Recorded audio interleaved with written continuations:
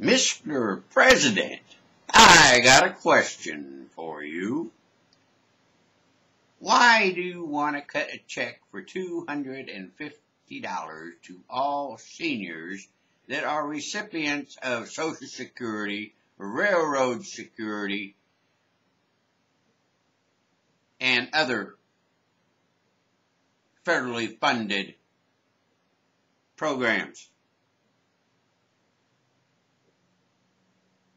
The reason you're stated for doing this is to make up for the lack of a cost of living increase this year,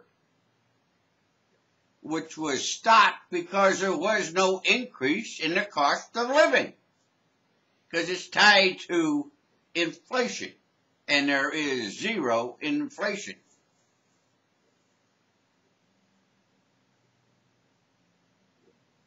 Now, if there's any increases that we have to pay as senior citizens, it's the additional taxes that you and your cohorts have imposed upon us. But here's my point. If it don't cost us any more to live this year than last year, why do we need an increase in the cost of living for our Social Security payments?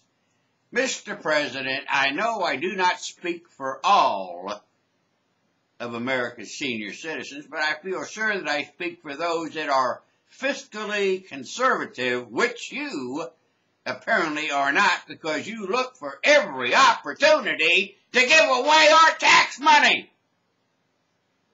So please, Mr. President, rethink this $250 check. By the way, I could sorely use that $250, but it's not right.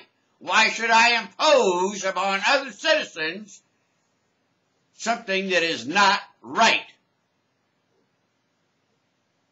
And one other thing, Mr. I'm going to ask you two questions today instead of just one. Why is it took you almost a year to visit New Orleans, and then you turn it into a campaign stop?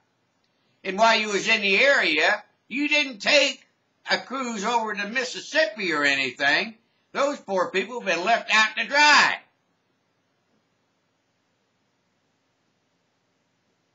You're just a politician through and through. A liberal, socialist politician, but a politician. Change we can believe in? I think not. Well, thank you, Mr. President, for listening to my questions.